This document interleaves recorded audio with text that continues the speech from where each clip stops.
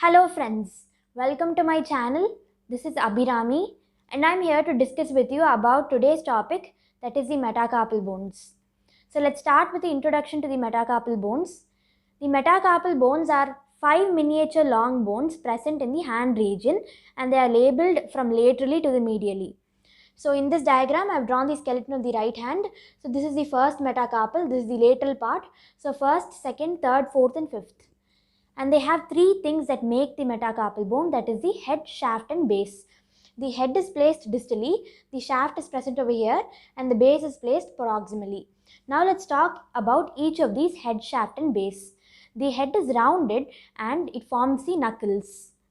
And the head has an articular surface which extends more anterior posteriorly than laterally, and it also extends more on the palmar surface than on the dorsal surface. The shaft is concave on the palmar surface and on the dorsal surface it bears a flat triangular area on its distal part. Okay, and the last thing is the base. The base is irregular and expanded in the metacarpal bones. Now let's talk about the difference between the metacarpal bones and the metatarsal bones. The metacarpal has a head and shaft which is prismoid, and in the metatarsals the head and shaft is flattened from side to side and it is expanded. And in the metacarpals the shaft is of uniform thickness. See, the shaft here is of uniform thickness, but in the metatarsals the shaft will taper distally, meaning it will narrow distally.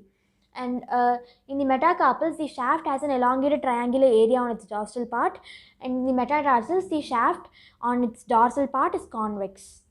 And the metacarpals have an irregular base which is expanded, but in the metatarsals the base is cut sharply and obliquely.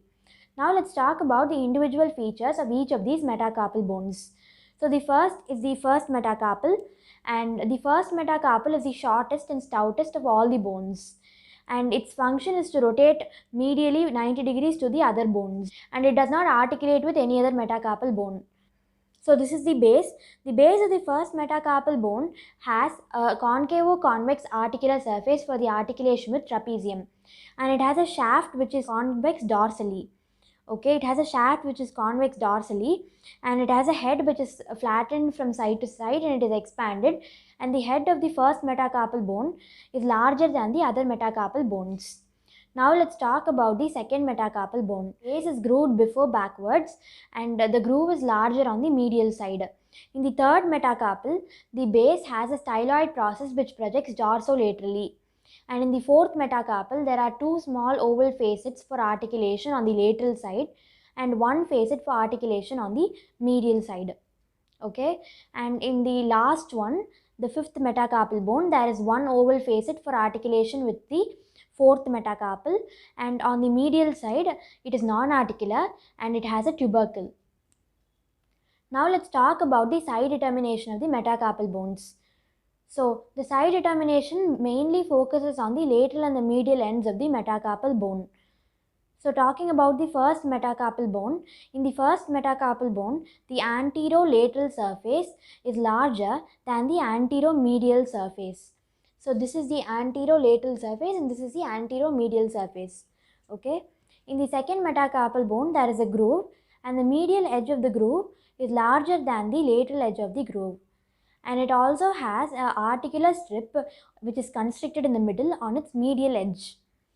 The third metacarpal bone has an articular strip constricted in the middle on its lateral edge, and it has a styloid process which is present dorsolaterally, and on its lateral edge it has two small oval facets for the articulation of the fourth metacarpal bone. Talking about the fourth metacarpal bone, on its lateral side it has two oval facets for the articulation with the third metacarpal bone, and it has another articular strip for articulation with the fifth metacarpal bone on its medial edge. The fifth metacarpal bone has an facet for articulation with the fourth metacarpal bone on its lateral part. On its medial part, it is a non-articular surface and it has a tubercle. Now let's talk about the main attachments of the 5 metacarpal bones. So there is palmar interossei and dorsal interossei. The palmar interossei arises from every bone, that is all 5 metacarpal bones except the third one. So it arises in the first metacarpal bone, second metacarpal bone, fourth metacarpal bone and fifth metacarpal bone.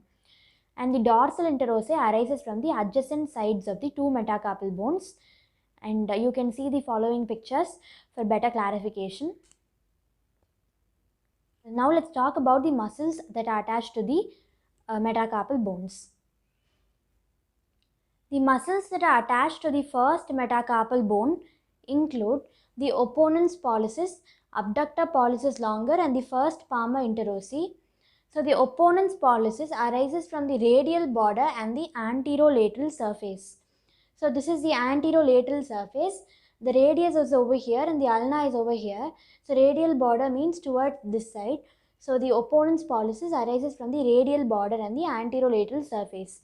The opponens pollicis does an important function in providing the movements for the thumb, which are opposite to the other metacarpal bones. It is one of the muscles in the thenar eminence. Now let's talk about the abductor pollicis longus. The abductor pollicis longus is present on the lateral side of the base. That means this part. And the first palmar interossei is present on the ulna side of the base. So I told you ulna is over here. So ulna means this side. So the first palmar interossei is present over here, like this. Okay. Next, let's talk about the attachments to the second metacarpal bone. So to the second metacarpal bone, there are three muscles attached. That is the flexor carpi radialis, extensor carpi radialis longus, and the oblique head of the abductor pollicis. So the flexor carpi radialis is attached to a tubercle on the palmar surface, and extensor carpi radialis longus is attached to the dorsal surface of the base. The oblique head of the abductor pollicis is attached to the palmar surface of the base. So if you can see, there are two attachments to the palmar surface and there is one attachment to the dorsal surface. So on the palmar surface, there is attachment on the tubercle and there is attachment on the base. On the dorsal surface, there is attachment only to a base. So that is all about the attachments to the second metacarpal bone. Now let's talk about the attachments to the third metacarpal bone. In the third metacarpal bone, there are four muscles attached. The first is the flexor carpi radialis. A slip of it attaches itself to the palmar surface of the base. And then there is the oblique head of abductor pollicis which arises from the palmar surface of the base. So the flexor carpi radialis and the oblique head of the abductor pollicis both arise from the palmar surface of the base. The extensor carpi radialis brevis arises from the dorsal surface beyond the styloid process. So we mentioned that in the third metacarpal there was a styloid process. So beyond the styloid process, the extensor carpi radialis brevis is present, and the transverse head of the abductor pollicis is present in the distal 2/3 of the palmar surface of the shaft. In the fourth metacarpal bone, there is only the palmar interossei muscle and the dorsal interossei muscle which is attached to it. There are no other muscles attached to it. And the fifth metacarpal bone, that is giving rise to the small finger. So in the fifth metacarpal bone, there are two attachments, that is the extensor carpi ulnaris and the opponens digiti minimi. The extensor carpi ulnaris arises from a tubercle present in the fifth metacarpal bone, and the opponens digiti minimi is present in the medial part of the shaft of the metacarpal bone. Now let's move on to the articulations of the metacarpal bones. Let's talk about the articulations of each of these metacarpal bones. So the first metacarpal bones articulates only with the trapezium, that is in the wrist. It is one of the carpal bones. So it does not articulate with any other metacarpal bones. The second metacarpal bone articulates with the third metacarpal bone and trapezium, trapezoid and capitate from the wrist bones. Okay, so this is trapezium, trapezoid and capitate. Okay, second metacarpal bone is this one. It articulates with all three. The third metacarpal bone articulates with the second metacarpal bone and the fourth metacarpal bone.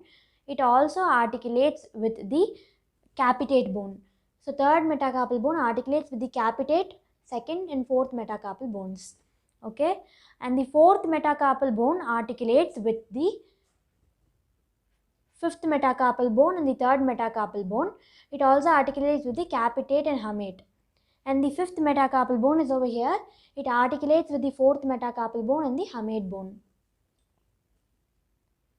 Now let's talk about the ossification of each of these bones. So talking about the ossification, for all 5 of the metacarpal bones, a primary center appears in the shaft in the 9th week of development. So this is the shaft.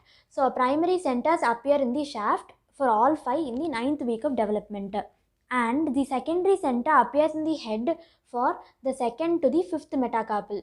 So it appears over here, but the secondary center for the first metacarpal appears in the base. And all these 1, 2, 3, 4, 5 secondary centers will appear in the age of 2nd to 3rd year, and it will fuse by the 16th to the 18th year. So in this diagram, we have marked all the dates, so you can look at this diagram. Now let's talk about the clinical anatomy of the metacarpal bones. So this is the last part of this session. There are 2 things that we are going to talk about here in the clinical anatomy. The first is the Bennett's fracture, and the second is the fracture of the other metacarpal bones. So in the Bennett's fracture, it actually happens when there is a force along its axis, and due to this, the thumb will be present in a semi-flexed position and we cannot clench our fists. The next thing is the fracture of the other metacarpal bones. So in the fracture of the other metacarpal bones, it may happen due to direct violence or indirect violence. If it is due to a direct violence, then the fragment is displaced forwards, and if it is due to an indirect violence, then the fragment is displaced backwards. So that is all about the metacarpal bones, and if you like this video, please like, share and subscribe and comment on it. And if you have doubts on other things like the clavicle, scapula, humerus, radius, ulna and the carpals, I have already made videos for them, so you can watch my previous videos. So thank you.